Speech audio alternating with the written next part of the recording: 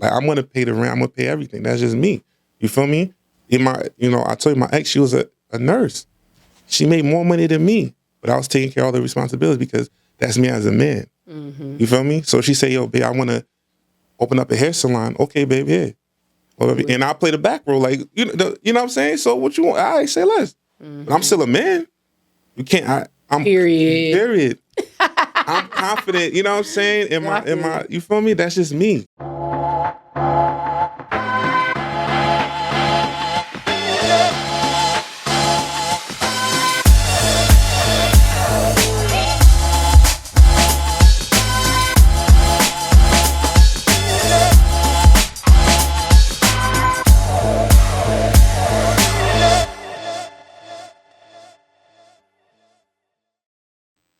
Hey guys, it's your girl Erin the Renegade. Thank you so much for joining us. Before we get started, as always, I just want to say thank you. Thank you guys for watching, for supporting, for engaging, and really like bringing us to this point. It really means so much to us, and we really could not have, become what we are without y'all's love and support. Um, so, in this segment, our one-on-ones presented by Eight at the Table, we have a very special guest. He's an entrepreneur from the New Jersey area, and he has a lot of first of all, look at this spread. That's that. If this don't say nothing, you know what we're going to be talking about today. So tell us, first introduce yourself, give us your name, tell us about your business, X, Y, and Z. All right. Well, I go by the name of Barlos. Barlos Drinks, aka Mashin Fisco, and I got this frozen drink business it's going crazy right now. It's trending, and I'm just ready to take it to the next level. Make sure you give me your Instagram, where to find you. My Instagram is negfisco, NEG_FRESCO at Instagram, and I'm everywhere, pretty much. You hit me up, I'll come to you, I deliver everywhere. Perfect. Do you have any I know you said you did like a big production recently. Was it this summer? You said? Oh, I did my 1 year anniversary. I did it last summer. It was just, oh man, it was amazing. So, So do you have another 2 year coming up? Yes. Okay. June 3rd is going to be another one, Barlos Day anniversary, 2nd year anniversary. It's going to be at Noir Venue in Elizabeth. So stay tuned. All right. So y'all make sure y'all check out Barlos. He gave y'all his Instagram. Are you on TikTok? Not that much. But I'm mostly on cool. Instagram. Okay, that's why I really cool. be at Instagram. I just want people to be able to contact you, if they're interested in your product, and really come out and support you, especially if they're in the Jersey area. Yeah. Jersey, New York, Miami, everywhere. That too, guys, y'all. He told me he'd been in Houston. Yeah, I'm gonna pull up to Houston too. So really, I'm just so, and I'll tell you where this statement comes from. We had Jason Lee on.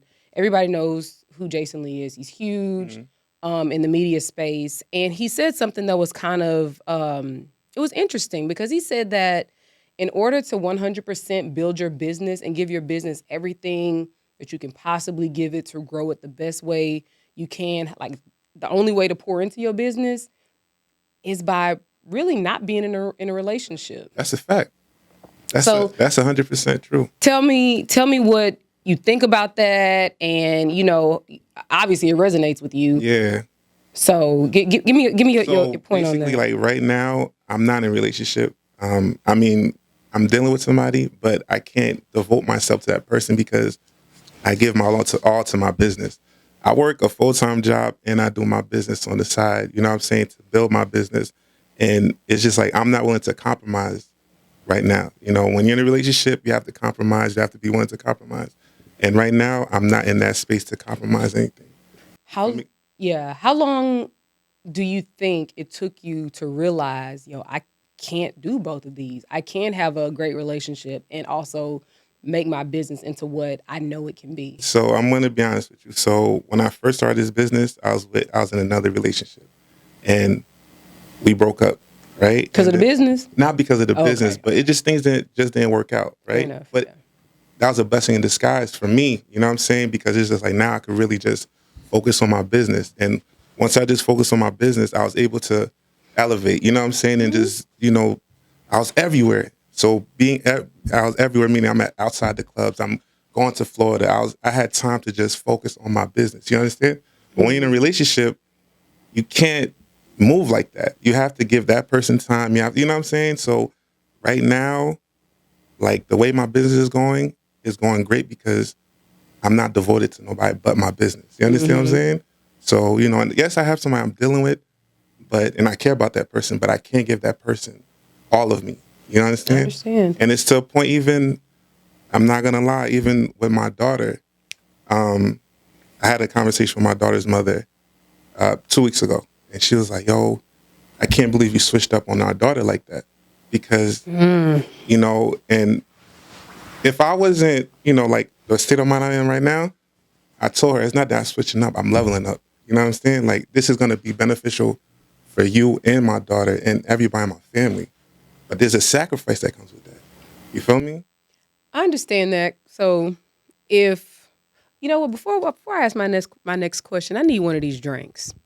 So let me go ahead. Y'all know my husband is Jamaican. You got the Jamaican flag here. So let me try this one. And I think you said this is the strongest one, right? Actually, the strongest one is the Zoe Passion right there. But, of course. Yeah. See how you do the Yadman? He said the Haitian one got to be the strongest. But I'm gonna explain this drink to you, right? That drink is called y'all. It comes with a card. Intoxication card.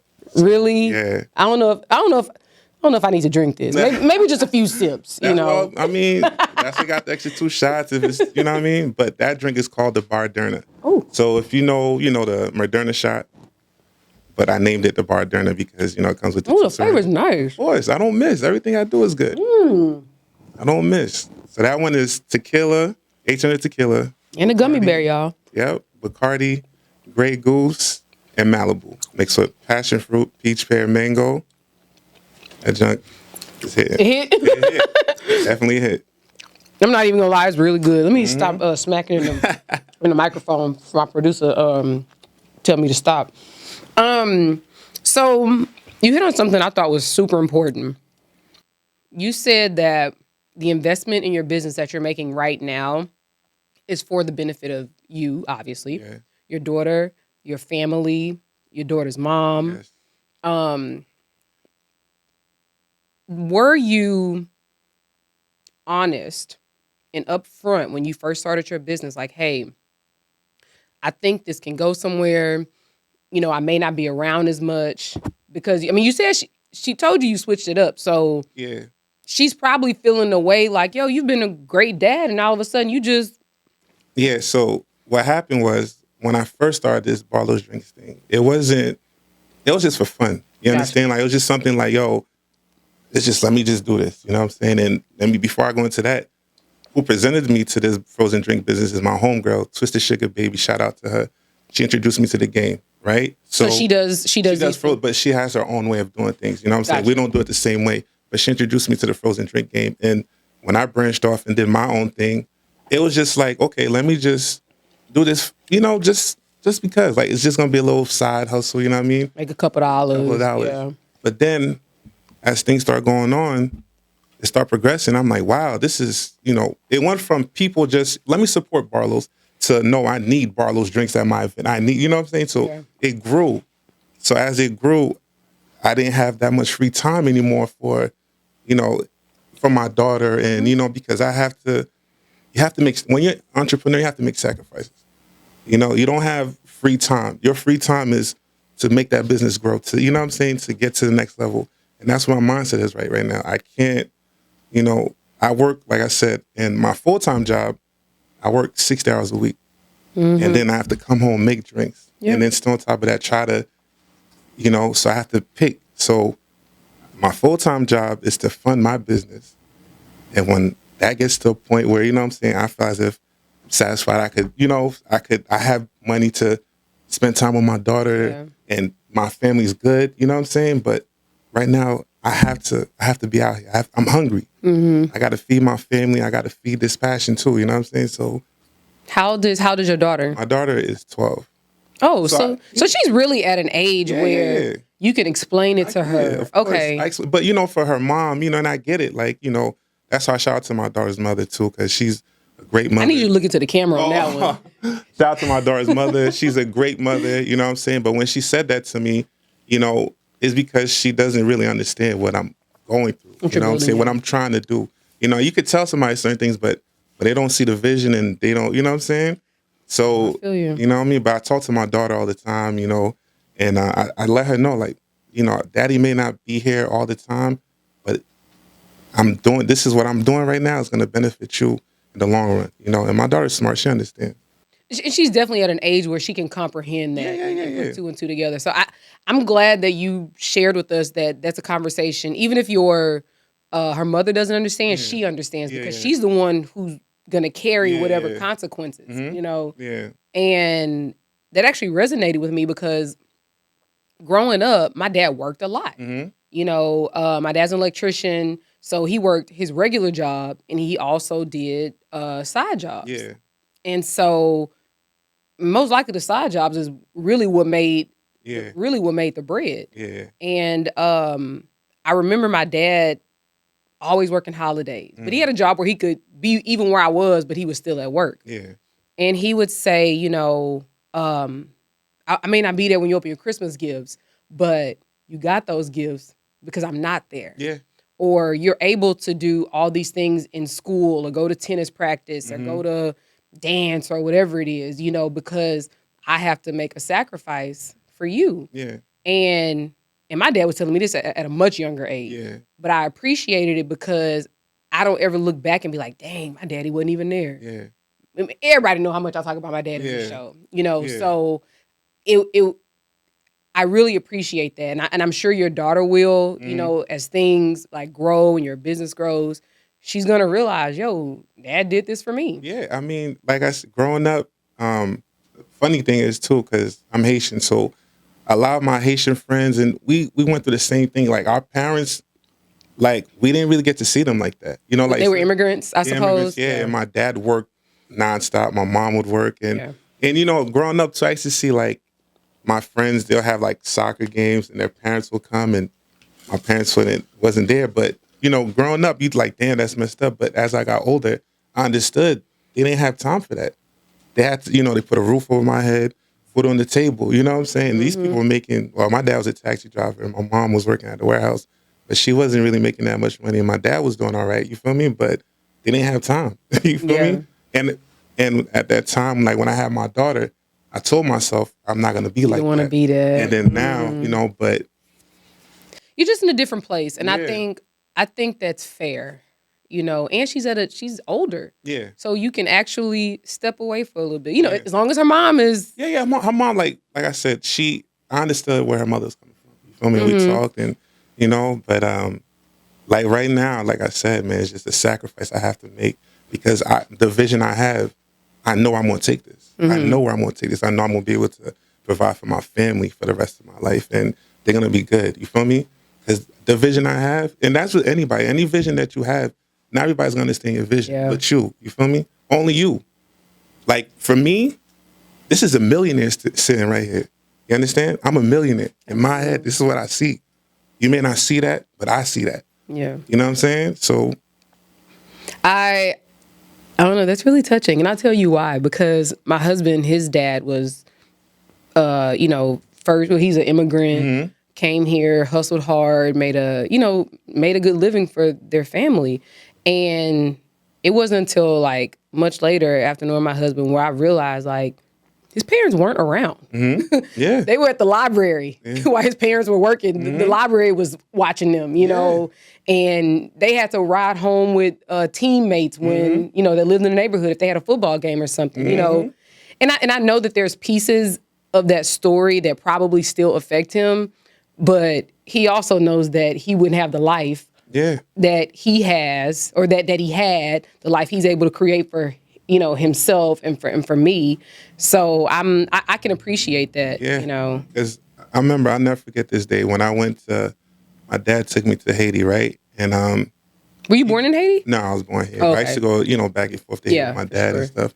So my dad, he took me to where he was raised at. And when I tell you, that was a Humbling. eye opener because when I used to go to Haiti, I would be like in Port-au-Prince. Well, my dad actually took me to the country,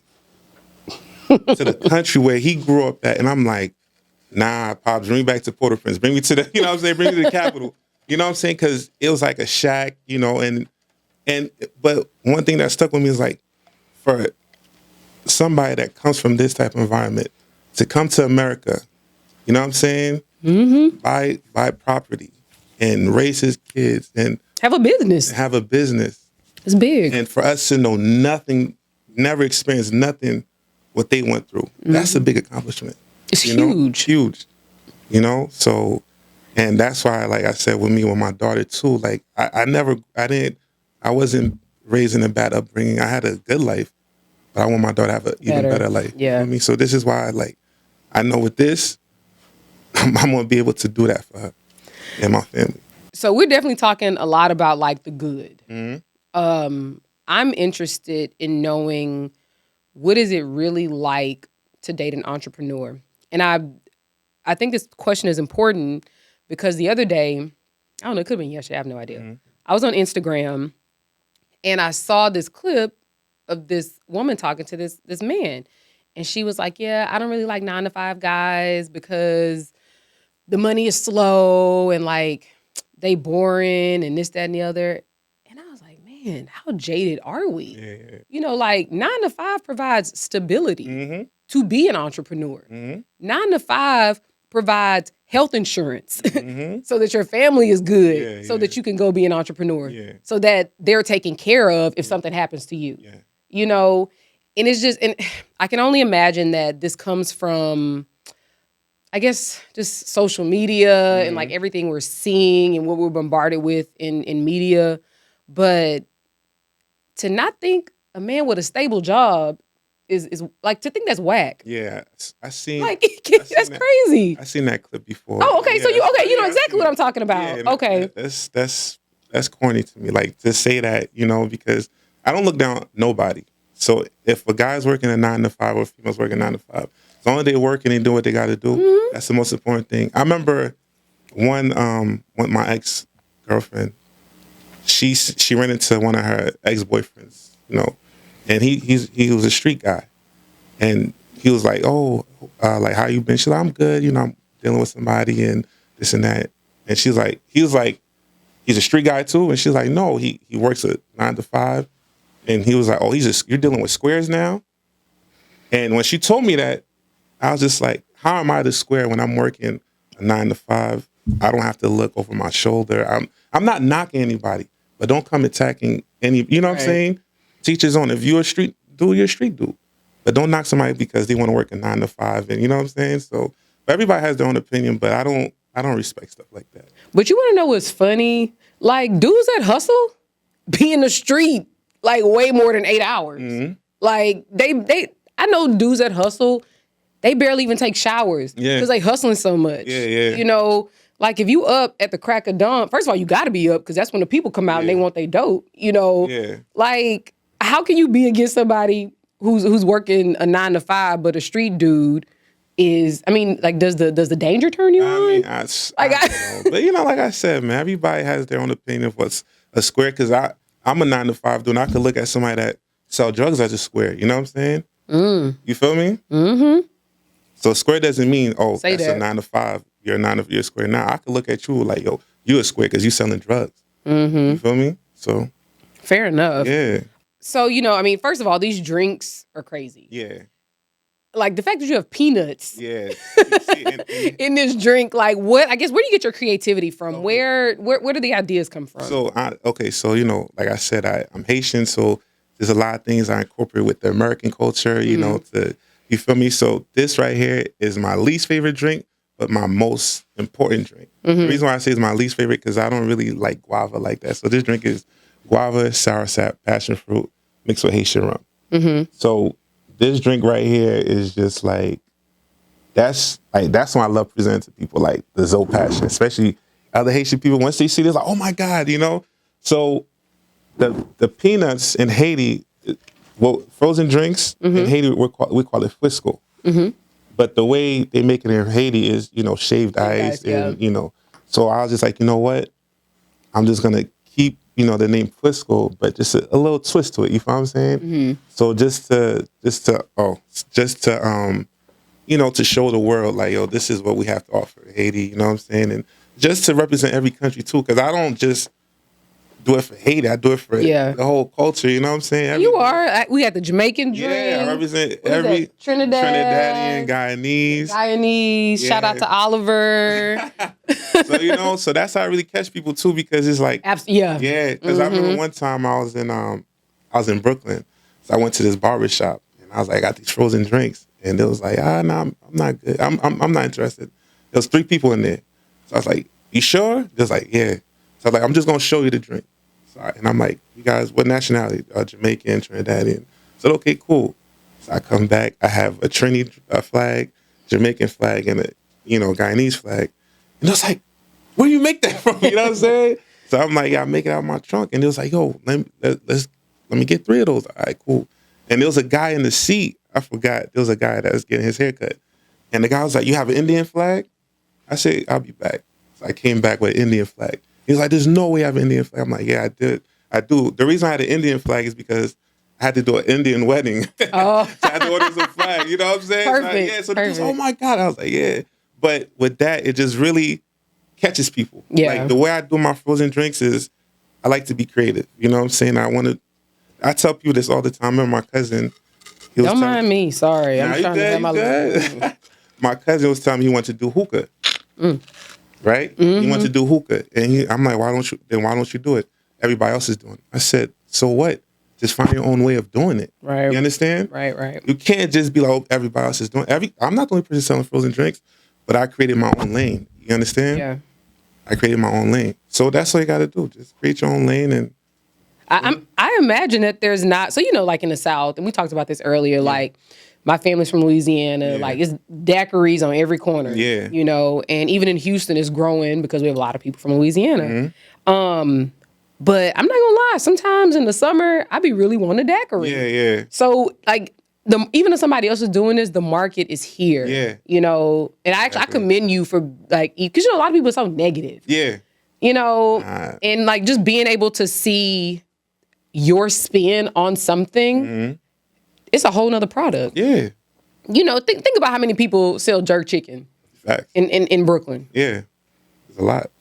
So people still buy from it. Yeah. Does that keep the next jerk chicken shop from opening up? Nah. Exactly. In your story, like outside of just maybe not making it, like what would you say your biggest fears are? My biggest fear is not making it. It's just like how do I explain this? Like, would you look? Let's say you don't make it. Would you look at it as like, man, I wasted so much time, or I wasted so much creative effort, or Nah, I wouldn't feel like that because everything happens for a reason, and whatever God has in store for me, He has in store for me. And that's what I'm a firm believer in that. And me personally, I'm gonna make it, so I don't even think like, oh, I'm not gonna make it because from where I started to where I'm at right now, that's a big jump, big jump. Big jump. So I already know can't nobody stop me but me. If I decide like, you know what, I don't want to do this anymore, then it's not gonna go any further. If I want to pursue this, keep going, then it's gonna keep growing and going. You feel me? Yeah. No, I understand that. So I've heard a piece of your story. So tell us about like, some of the challenges, adversity, like. Man, I got a story for you. When you really like, man, fuck these drinks. Yo, I'm gonna tell you a story, and this story right here was like, I was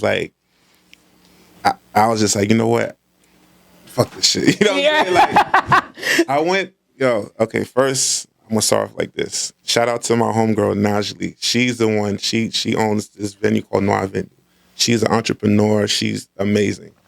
She believes in the Barlos drink, like heavy. You feel me? So she hit me up. This is Thanksgiving weekend, 2 weeks before Thanksgiving. This past Thanksgiving. Okay. And she said, hey, Barlos, they got me in charge of this event in Miami, Thanksgiving weekend.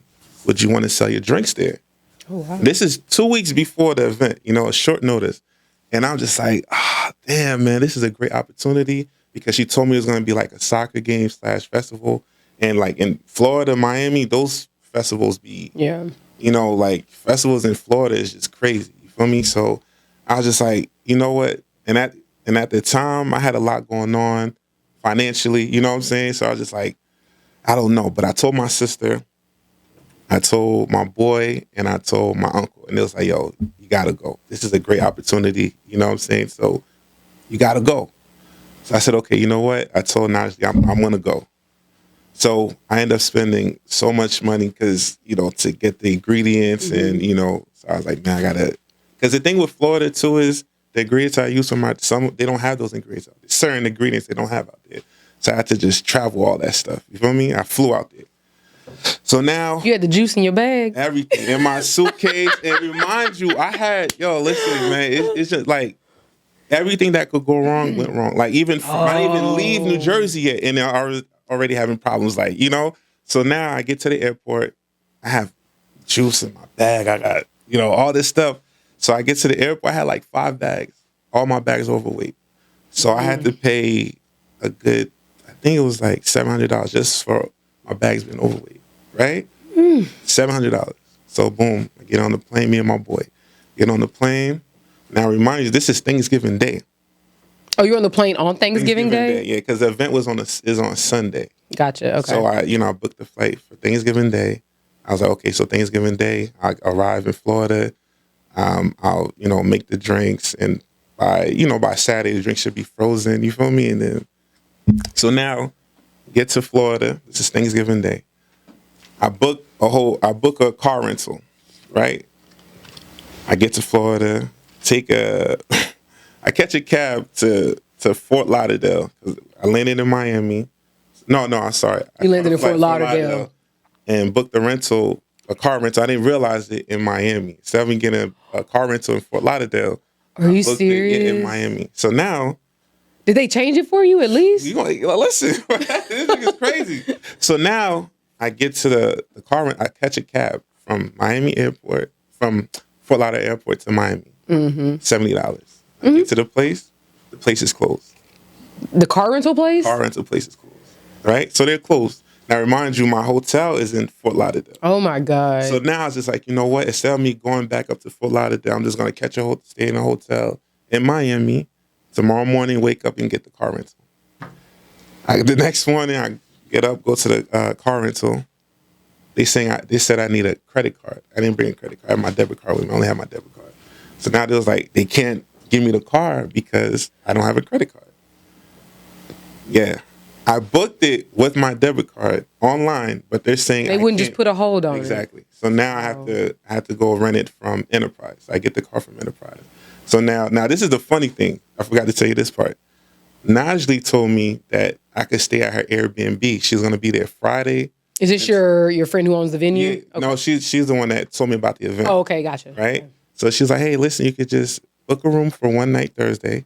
Friday, you could stay with us at this Airbnb. She made it seem like it's this big Airbnb. Is gonna, there's gonna plenty of space. Plenty of space, and she's and you're not a small dude. Exactly. And she's an entrepreneur herself. This is a amazing woman. So I'm like, okay, cool, no problem. So in my mind, I'm thinking she's gonna have like this big mansion or whatever. You know what I'm saying? Space, right? So now I get the car rental. We drive to the Airbnb because this is Friday now. Gotcha. We drive to the Airbnb. This Airbnb is in the heart of Little Haiti. When I say in the hood, I don't know if you guys ever been to Little Haiti. I've actually been to Little Haiti. This is in the hood. So now when I pull up, I said, I don't think she knows this is the Airbnb that she booked, right? So I get in there and I'm like, nah, she don't know this is the actual Airbnb that she booked. So, but anyway, I'm like, you know what? I don't care. I'm just going to make my drinks. When she gets it, she sees it, and then, whatever. So now she lands at 12 midnight. She gets the Airbnb, and she's like, what the hell is this? I'm like, Naj, I don't know. She's like, yo, we're not staying here. But I'm like, Naj, I already made the drinks here. I don't want to keep bouncing. You know what I'm saying? She's like, no, we're not staying here. Okay, cool. So now she gets another Airbnb. The next day. And you got to move your product around. That's a lot. I move my product around. So now the next day, now this is Saturday. The event is on Sunday. Mm-hmm. My drinks are still not frozen, completely frozen. Because what I do is I get dry ice. Yeah. So the dry ice didn't really freeze the drinks like that. So I was like, damn. So now I have to go somewhere else, get more dry ice, get the drinks frozen, whatever. So now I go get the dry ice. The drinks are frozen for the event on Sunday. So now all my drinks are frozen, right? So now I pull up to the So event. everything's good. Yeah, It's gonna go right. Yeah, right. I think everything's gonna go right. So remind you, the event starts at 4:00. All right, 4:00. I pull up at 2 p.m. Nobody's there. Once I seen there was nobody there, I said, "This is an L." I just called it L. I already knew it because if you're expecting, they were saying they're expecting about 8,000 people, and the events will start at 4:00. And there's not Wait, vendors weren't there? nothing. Nobody was there. The soccer players wasn't even there yet. Okay. Right? So I'm like, wow. So what I already start thinking in my head, I'm like, okay, you know what? After this, I'm about to go hustle. That's what I know. I'll be in the streets. Like, as far as when I say in the streets hustling my drinks, I'll be like at the clubs. I got these frozen drinks, whatever. The beach. And you're in a good spot for exactly. it. So now when I like 4:00, people start coming. But it's still not, it's not popping yet. It's not popping. And remind you, I made like 400 drinks. That's a lot. Yeah. And I didn't even sell at the event. I didn't even sell 15 drinks. So now listen to this, right? So after the event, it's 11 o'clock. Sunday. I'm supposed to go back to Jersey Tuesday. So I hit up my homegirl. I said, yo, what's going on tonight? She's like, there's a club called Club 7 in Fort Lauderdale. There's going to be a lot of people there. I said, okay, cool. Because that's what I do. Like, if I'm go after the club, I sell my drinks. So I said, okay, we're going to go to this club. So I go to Club 7. This is Sunday night, okay? After the event, I caught an L at the event. I was like, okay, you know what? I'm going to sell these drinks after the club. Get to the club. I paid the DJ like $30. Like, listen, let them know I got frozen drinks outside. You know what I'm saying? After the club, come get frozen drinks. There's a few people inside. I'm showing them like the drinks I got outside. Like on my phone, on my Instagram, like, yo, these are the type of drinks I got outside. So now, 2 minutes of when the club's about to close, let out, I'm at my car. Counting their stock. Yo, got the trunk door open because I'm like, it's about to be lit. I'm about to make this killing out here. I already see it. Man, security knocks this dude out right in front of my car. Oh, my God. I kid you not. Security knocks this dude out right in front of my car. You should have dragged him to the side. Oh my God. So now I'm just lost for words. I'm just like, so the cops come. The cops is like harassing you. No, it wasn't even harassing. It was like, did you see anything? I said, yeah, I just saw all the customers I just lost. I ain't say that to them, but in my head, you know what I'm saying? In my head, I seen all the customers. I had everything lined up perfectly. Yeah. You feel me? So now, boom, that's Sunday night. So Monday, I said, you know what? I got hit up South Beach, right? I go to South Beach. I sold a few drinks at South Beach, but remind you, Miami, from Thursday through Sunday is when it's really lit because, you know, that's where tourists come in, but Monday is kind of, you know what I'm saying? So Monday comes, I go to South Beach, I sell a few drinks, nothing crazy. So now I'm down to probably 260 drinks left. You feel me? I didn't really sell that much. Have you at least broke even at this point? No. Damn. Not at all. Okay. It's a lot of money. So now, this is Monday. So now, I didn't really sell that much. And remind you, I was supposed to leave Tuesday. So you ain't got that much time left. No. So now Tuesday comes, I cancel the flight. I said, yo, I'm just going to book it for Wednesday. I told my job, listen, I'm not going to be able to make it, whatever. Because I can't take an L like this. You feel me? So now Tuesday comes, I go to South Beach again, sell a few drinks. And then this one guy said, yo, you're going to be out here for Art Basel weekend, right? I said, Art Basel weekend? I said, what the hell is that? He said, bro, this weekend is that week. This weekend is going to be the best weekend. I said, bro, I can't even stay because I have to go back to Jersey. Now, I remind you, my daughter's first basketball game was that Friday, and I was like, I have to, and you know what I mean? So the dude was like, hey, man, if you want to make some money, Art Basel weekend is the weekend for you. So I'm like, I can't do it. So Wednesday comes, right? Now it's time for me to leave. And I felt so defeated because at this time, I only probably sold 50 drinks, and I'm just like. Wait, total? Total. From 300. So only 50 drinks I sold from that whole time. You feel me? The whole time you was in Florida? Yeah. Jesus. I felt so defeated. So I was just like, yo, I could curse. I was like, fuck this shit, man. Like, I don't think I'm gonna, you know what I'm saying? Like, nah, fuck this shit. So now we get on the plane and I'm just like, I'm drained and I'm just like, damn, this is crazy. This is a serious L I just took. Wait, so you went to the plane? I went to the plane. So Okay. I checked in my bag. I checked in everything, you know. So now I get on the plane and then make an announcement. Due to like a severe storm in Jersey, there's a delay on the flight. So we're not leaving till another 2 or 3 hours again. So that's like a sign from God, like, yo, you can't give up yet. You feel me? Like, that's how I looked at it. Like, yo, God doesn't want me to leave yet. You feel me? So I looked at my boy, I said, bro, we staying. And he was like, all right, say less. So I get off the plane. I go to the front desk. I said, is there any way I could book my flight for Sunday? They said Sunday's booked, but we have a flight leaving at 8:00 at night on Saturday. I said, say less. So now, get off the plane. So now I asked the flight attendant, like, how am I going to get my luggage? She said, that's the catch. You're not going to be able to get your luggage until you get back to Jersey. They had already sent the luggage? No, once they put the stuff on the plane, they're not going to be able to take it off for you. Oh. I'm talking about who's about to take off, but because of the severity, they told us we had to get off the plane again. Okay. So, you know, the plane is still going to take off, but it's going to be like 2 hours later. So they can't just take off everything off the plane. You know what I'm saying? So Wait, I have a question. So where are the remainder of these drinks if you... I left at my people's spot. But she doesn't Okay. have a freezer, though. So they it's just like just going to defrost it. You know what I'm saying? You feel me? Dang, It okay. was just going to go to waste, you know? So now I'm like, so I look at my boy, I say, yo, bro, we just going to be out. We're going to have to... We out at here, you. Out here with no... You know what I'm saying? Just whatever.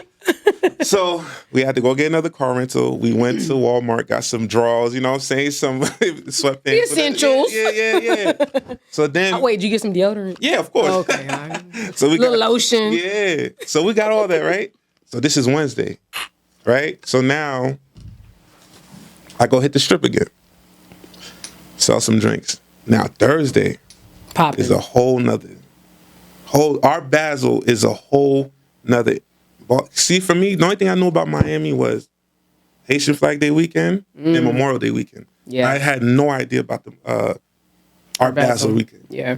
So now, Thursday come, all the tourists are coming. All these art people are coming, you know what I'm saying? So now Hella money is in the hella building. money in the building. So now, I'm on South Beach. There's this guy. He's like, yo, I saw him a drink. He's like, yo, bro, come to this event. It's at this art gallery, whatever. So I said, okay, cool, no problem. We pull up to the art gallery, and there was so many people. I'm talking about, like, people with money. You feel me? So I present these people the drinks. Like, yo, that's so creative. Oh, my God.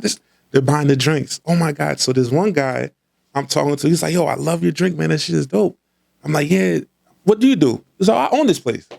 He owns the art gallery. Yeah. You know what I'm saying? I'm like, damn, that's crazy. He's like, yo, take my number. Whenever you want to come out here and do an event, let me know. Cool, no problem. There's another guy who brought a drink for me. And this guy is the guy who owns, I don't know if you've ever seen like that bus with the basketball hoop around it. There's a rim. They drive like from state to state. It's real popular. Michael B. Jordan was driving one of the buses, but he owns that bus. There's a basketball goal on There's the bus? There's a basketball hoop on top of the bus. Oh, He okay. just drive, so he owns that. So this is Thursday. So now Friday, I go to this place called Little Haiti Culture Center. This is where I was just like, yo, this is crazy. I go to Little Haiti Culture Center. So when I go inside Little Haiti Culture Center, I tell this one lady, I was like, I got these frozen drinks. She was like, let me see. Wait. How many are you down to at this point? Because At this point, I'm Art down Basel didn't jump you off. Yeah. So You got a couple more left. Yeah, I got a few more left. So now I'm down to like, I could say like about 125. Okay. So we moving. Have you broken even at this point? That's what I need to know. Somewhat. Okay. Somewhat. So now I get to a Little Haiti Culture Center and I show this lady a picture because I don't really have my drinks out in public like that. Like, Gotcha. If I show it to you, you want it? Okay, I'll bring it to you. So I show this lady this picture. And she's like, oh my God, that looks so nice. You should go knock on this door. This lady's in charge. Her name is Curleen. Talk to Curleen to see if he could be a vendor inside Little Haiti Culture Center. I said, I could do that. She was like, yeah, just go inside, talk to her. So I go in there. I was like, how you doing, Curleen? My name is Barlos. I have these Fliscos, because that's what it's called. She's like, let me see. And I show it to her. She's like, that looks dope. Can you bring me one? I said, yeah. So now... She's trying to get twisted at work. Yo, so I bring in a drink, and she's just so amazed. She's like, oh, my God. I never seen anything like this. Now, This is good, man. This is the crazy thing with her, right? Now, when I asked her, like, can I be a vendor? She's like, yes, you could definitely be a vendor. She's like, what's your email? I give her my email. My last name is Prophet.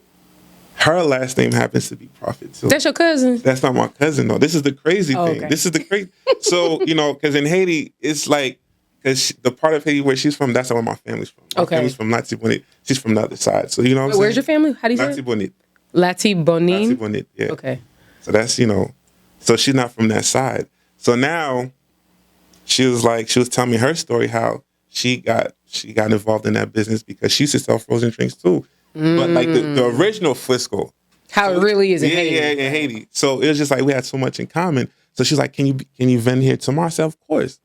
So when I came there the next day, and it was crazy. Like all the people was out there? All the people, it was just like, so it worked out so perfectly. But here's a situation where if I would have got on that plane and left, I wouldn't have this opportunity, because now when I go to Florida, I'm lit now. Got the connection, I already got the connections. You feel me?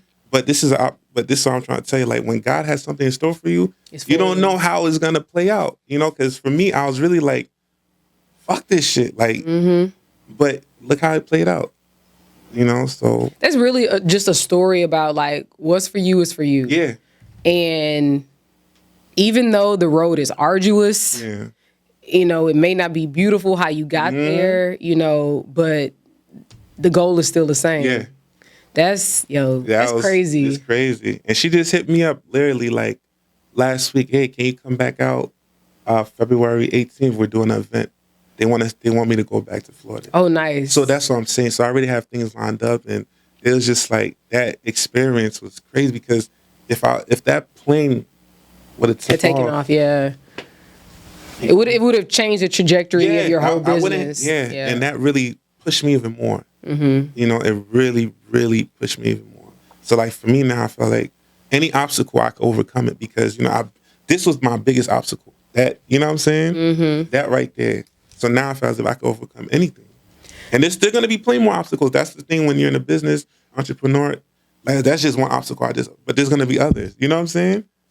But I think the difference with it's really cool these days to be an entrepreneur. But the thing about being an entrepreneur is that you have to have a certain level of resiliency. And many of us don't have that, and it's not a bad thing. It's just, you just may not be an entrepreneur. Yeah. It is what it is. Yeah. Or you may be a person who can work the ops part, but you don't have the vision part. Yeah. And a lot of entrepreneurs have the vision, but when it comes to the business part or the ops part, they need help. And so I just think that like the hustle is like such a big part of it. 'Cause clearly you didn't go there just mulling around. You had to beat your feet once you figured out stuff wasn't going according to plan. But this is why I said, like, that's just me. Like, the reason why Barlos drinks is where it's at, and it's continuing to go because of my hustle. When I tell you I be on the streets, every party, I'm not there. And I forgot to mention, this is why my daughter's mother, she used to have problems, because she's like, I see you at the clubs, but she doesn't understand why I'm at the clubs. I'm not at the club to making party. Money. after every party, I'm outside selling drinks. Right. That's my main goal. I'm out here selling drinks. That's it. I'm not there, but when especially the business I'm in, you have to network. You have to, you know what I'm saying? Personable. You got to, I get it. You feel me? Absolutely. So this is why, for her, she'd be like, oh, you'd rather be at the club than to be with your daughter, but that's not the case. I'm building a brand. And when I'm building this brand, there's sacrifices. You feel me? I have to be where it's lit at. You know what I'm saying? So people could see what I have to offer. Quick question. So I guess it kind of seems like maybe she doesn't understand. And I know you said she doesn't particularly see your vision, but how, why do you think she doesn't get like, yo, I'm doing this for us? Like, trust me, this is going to go, further than what we're thinking about right now. Because my daughter, we're not together. That's, She right. But for her, it's just the fact that I was that father that was always there. I had free time. I don't have free time like that anymore, because now I'm an entrepreneur. So now it comes with a sacrifice. You know what I'm saying? Before, when I used to work my full-time job, and weekends, I got my daughter, we but now I have this business. I have a business. You understand? There's a difference. But you know what? A lot of entrepreneurs, and we see this, they bring their kids into it. And I know you said you have this beautiful non-alcoholic drinks. I know you don't specifically only do after parties and clubs or whatever. You be at festivals and whatnot. So maybe this is like, No, but this is the thing. I tell my daughter, come with me. She doesn't want to. I'm not going to force her. You know what I'm saying? So that's the whole thing. And I forgot to mention that to you too, because I even have videos with my daughter at an event. I have my daughter. She's making her RN special, but I can't force her. You know, my daughter. I'm not going to force my daughter. Hey, this is what you have to do. You know, if you don't want to make drinks, that's on that's you. that new parenting. Yeah, you feel me? Our parents wasn't really with that. Yeah, I know, but I'm not. See what you finna do. Yeah. You finna make these drinks. Yeah, I know, but then that person might, she might grow up to resent me. You know what I'm saying? I so know. I'm not going to force that on her. But there's been plenty of time like Erin, because I always ask, Erin, you want to come?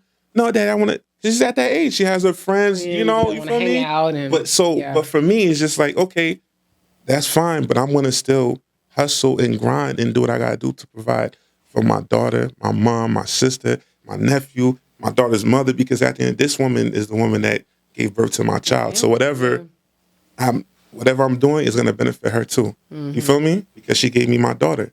Right. That's the most important thing to me. You feel me? But I have to make sacrifice. And I think the biggest difference is that, and I would actually say that it applies to my husband, because he actually fought going into the family business. I don't know why. Trust me, if I could come out of law school with a job, baby, let me kick these heels up. Like, give me this job. We're going to make it happen. But he really wanted, and maybe because he's a man, but like he really wanted to do it on his own or whatever. But I look back to like my dad's generation. My grandfather was like one of the biggest black grocers in Houston. Oh, okay. And so my dad, who's the oldest, he always felt like they were forced into working after school. They were forced into doing X, Y, and Z. They didn't have a choice. Yeah. While in the long run, it gave them skills. They know how to manage things. They can have a business of their own.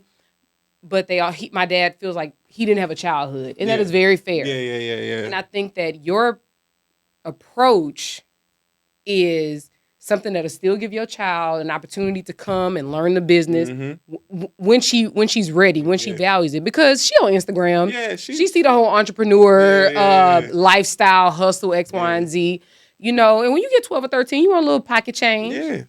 Yeah. So I think that it's kind of cool that y'all are like entrepreneurs are changing the dynamic when it comes to like having your children involved and having like the next generation involved. Because I'm sure if once this becomes $1 million business, you want your daughter to take over. You want your daughter. You know what I mean? But if that's something she wants to do, if she doesn't want to do it, absolutely, I can't force that on her. Because my daughter, she always tells me, Dad, I want to be a real estate agent. That's cool. If that's what you want to do. You know what I'm saying? I'm going to support my daughter, whatever she wants to do. You feel me? So if she doesn't want to run the frozen drink business, that's fine. I have somebody run it, but she's still going to have her shares in it. And you know what I'm saying? She's still going to benefit from it. These kids have options these days. Exactly. That's the difference. Yeah.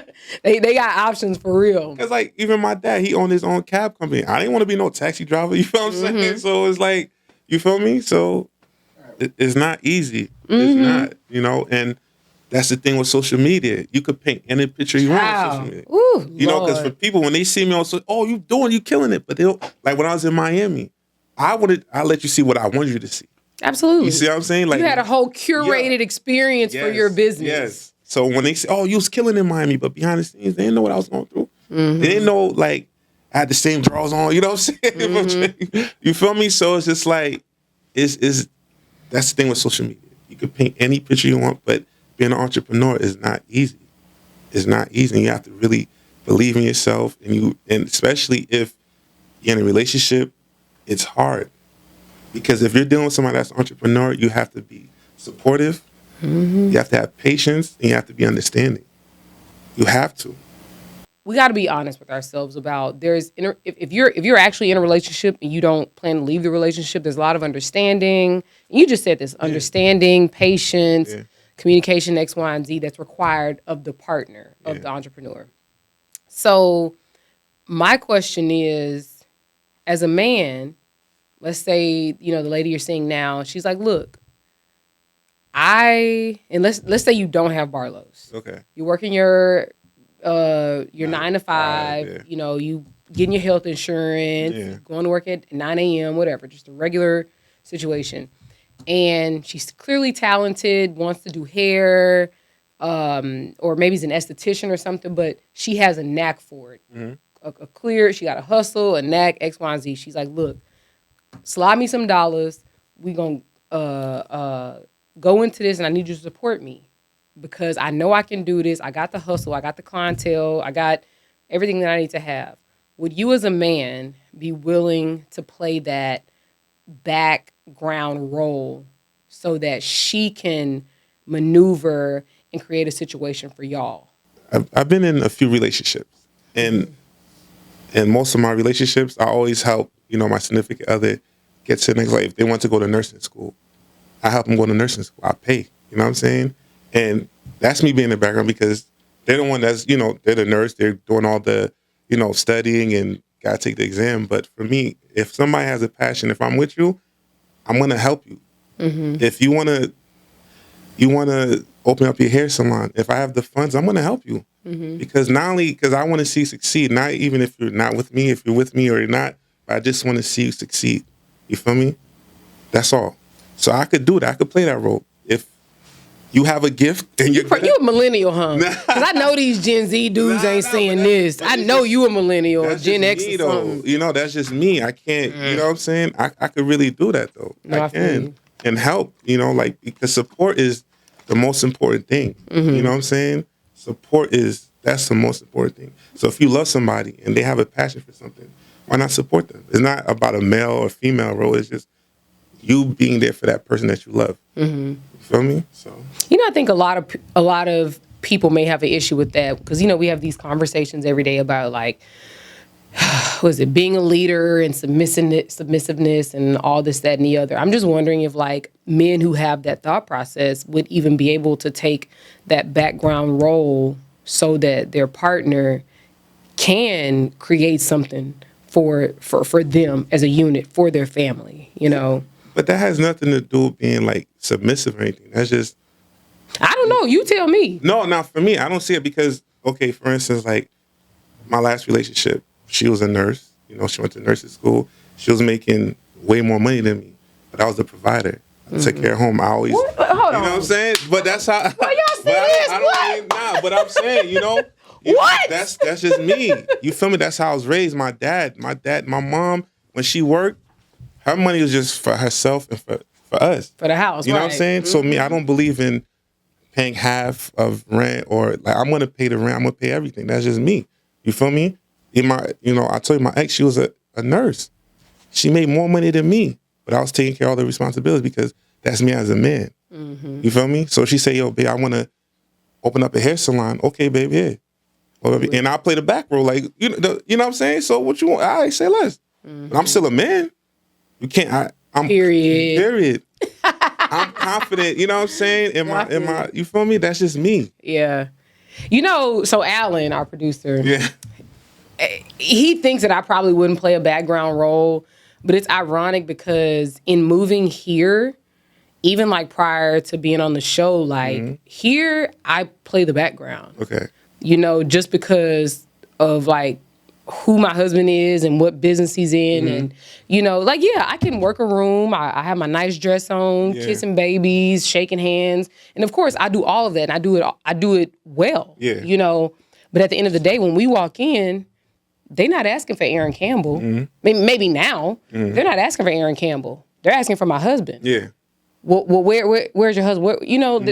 And it never really bothered me because even though like I know our producer thinks otherwise, like I'm totally fine with like playing my role. Yeah. I have zero problems with playing my role, and I think that probably just came with age and maturity. And I imagine it may have come. Yeah. The same for you. But we all got to learn, like, your role is your role. Exactly. Don't be mad at it. Exactly. Don't be ashamed of it. There ain't nothing wrong with that. Ain't nothing wrong with that. Like, you could be in a situation where, like, for instance, if I didn't have my job, right, and I have one of my boys that's just supporting the business, like, he's the he got the money behind the business, right? But he's the one that's funding the business. But I'm the personality. You're the brain. You know what I'm saying? Yeah. But if it wasn't for my friend, I wouldn't have Barlos drinks. I'm just saying, you know.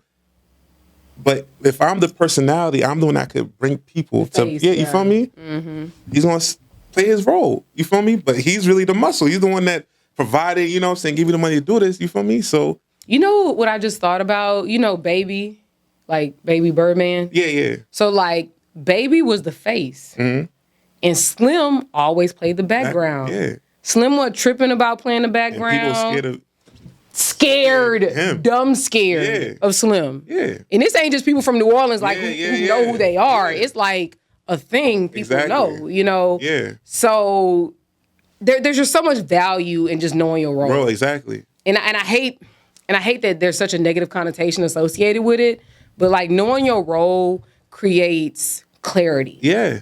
Most definitely. And when there's clarity, shit is just easier. Mm-hmm. You know? Facts. It's just easier. It's a lot easier. You know? But yo, this conversation has been crazy. Like, I really hope that a lot of people who are entrepreneurs took something from this, such that if you know that you got to give 100% to your business, bow out gracefully. Yeah. And if you're not going to bow out gracefully, just be honest. Yeah. You know, because you can really say to somebody, yo, I love you. I love what we have, X, Y, and Z, but I know that this, in order for this to be big, I can't give you 100%, and that's fair. Yep. And the thing about it, there's nothing wrong, and I say this all the time, there's nothing wrong with being honest, but there's a lot wrong with not being honest. That's why. When you're not honest, like, it messes everything up. Yeah, I have, like, someone I'm dealing with right now, and she's in the beginning, I used to tell her, like, yo, it's not that I'm not interested in you, I just don't have time. I can't give you what you want. Mm-hmm. You know, and she used to be like, yo, I don't care. I'm still going to be here. And she's still here because I've been honest with her. You know what I'm saying? That makes a difference. Yeah, it makes a difference. You know, and it's, you know, when you're honest, because it's hard. Like, being an entrepreneur, it's really hard. You don't have time. You don't really have free time because you're trying to build something. And building your brand, it takes obsessive. time. Yeah. It's obsessive. Mm-hmm. You gotta, and I think Jason Lee said this the other day when he was here. He was like, you have to be consumed. You have to be obsessed. Every waking moment, everything you thinking about is always like, how do I move? This is my brand. How do I get my brand there? You know? And I mean, it really makes a lot of sense because it's the same thing that applies to your relationship. When you want your relationship to grow and flourish, you pouring into it every day. Yeah. Every single day you gotta pour into it. You know, you might fall off here and there. Yeah. But your consistency of pouring into it, you know, it can't be challenged. It can't. And that's how it is with Barlos drinks, because it's like when I really, really like realized like I have something here. Yeah. I'd be at work, my full-time job, and I'd be working Barlos. I'd be thinking about, like, you know, Alan knows I'd be putting up memes. Like, that's how, you know, I do all types of, I'd be thinking about memes and, you know, what city I should hit up next. You know what I'm saying? Because all it's about is Barlos drinks, because I'm just trying to push my brand and take it to the next level. The vision I have, you feel me? It's like sometimes I can't even sleep because I just be thinking about, like, yo, I got to do this. You know what I'm saying? What's the next drink I'm going to come up with? Or, you know what I'm saying? What's the next meme I'm going to put up on social media? You know what I'm saying? Right, so, yeah. So, you know what I'm saying? So it's just like, I never had this feeling before. I never had this type of passion for anything before, you know? And it's just like, wow, you know? So I love it. Yeah. So, like, before we close out, I really want you to tell people again where they can find you. You got stuff coming up. Was it June 3rd? Yeah, June 3rd. Or like everything? So June 3rd, we're having the 2nd year anniversary for Barlos Drinks. It's going to be at Noir Venue in Elizabeth, New Jersey. I forgot the address. Oh my gosh. We'll put it in the box. Yeah. I forgot. And also, if you need to order a drink, follow me at neg, NEG _ FRESCO, Frisco. And and I'm everywhere. I imagine you do events too, right? I do events. So cool. I do events. I do weddings. I do everything. Whatever you need me to do. See, I mentioned I'll hit him up. Oh, not the funerals. You know what I mean? Actually, you know what? Funerals be lit. I ain't even gonna lie. Like in my family, my family's from Louisiana, and like we from the country. Yeah. When there's a funeral, there's a party. Yeah. A party. Yeah. So I ain't gonna lie. Like you could probably turn up at a funeral in Houston. Most definitely. Listen, man. Shoot, that's a lick. They do it all. We do it all. Last question. For Chicago, I buy like 100 drinks, man. Okay. Yeah. So it's like 100 minimum for you to To travel. travel. But if like say you like tri-state, 20 drinks, like you New York, Philly. Oh, okay. You know what I'm saying? That means these drinks ain't cheap. I know that. Nah, they're not cheap. I know. It's top shelf. You talking about 100? Yeah, those drinks ain't cheap, man. They're not cheap. Nah. I use top shelf. Yeah. What'd you say? Inflation. Yeah. First of all, his name is not really Barlos. It's and not. I really want to call him by his government name, but he won't let You me. can say it, but you can say it. Well, my No. first name is Archley, but Barlos is my alias. And to be honest, with you, even my daughter, she's like, Dad, I like the Barlos name better. You know what I'm saying? It's just a ring to it. Like, it's crazy because when I was thinking about a name to name the drink, and I was just like, I don't know what to name this drink. And then I was like, Barlos Drinks. And my friend was like, yeah, that's it. That's it. Like, just call it Barlos Drinks. You know what I'm saying? But the Barlos name is just, it just came. I have time to explain that? Yeah, go ahead. Okay, so my alias before was Carlos. That was my alias. What did I call you at Carlos, first? yeah, What did I call you? Yo, I thought he was a blood and he was talking about he was Barlos. Nah, so this is what happened, right? So back in the day, you know, my real name is Archley. So, you know, I used to, it's not a common name, all right, right? So I used to go out, meet other girls. So one day I went to go see this girl. I was with my cousin and my friends. And the girl's like, what's your name? And the first thing that popped up was Carlos, right? So Why is Carlos? I don't know. It's just the first thing that popped out. So then my friend and my cousin just dying laughing, like, why the hell would you say Carlos? You know what I'm saying? So we come back to, to Linden. And Linden's where I'm from Linden, New Jersey. So we go back to Linden and they're telling my other boys the story. So my boy, OG Max, he's a blood. Oh, So, Bloods don't there we go. They don't say, they can't say the C. Yeah. You know what I'm saying? So he used to call me Barlos. You know what I'm saying? Yeah, Barlos. It didn't stick, right? And then when I started working in New York, my other boy, Shane, because my alter ego is Carlos. Every time I go, I'll just call my name. I'll say Carlos.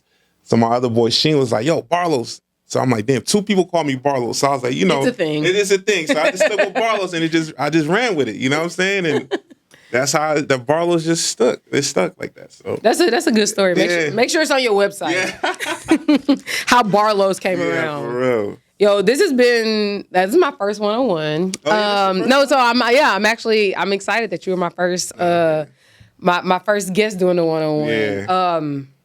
I'm on this Barlos right now, yo. Yeah. I'm not gonna lie, my eye droop. I thought it was my lash, but it's really my eye that's drooping because this drink is so strong. Yeah. No, but thank you so much for coming out. We appreciate you. Ed at the table loves you. Y'all make sure y'all look out for him. Barlos drink slip. I get Lord. Si, senor. Yeah, si, senor. Yeah.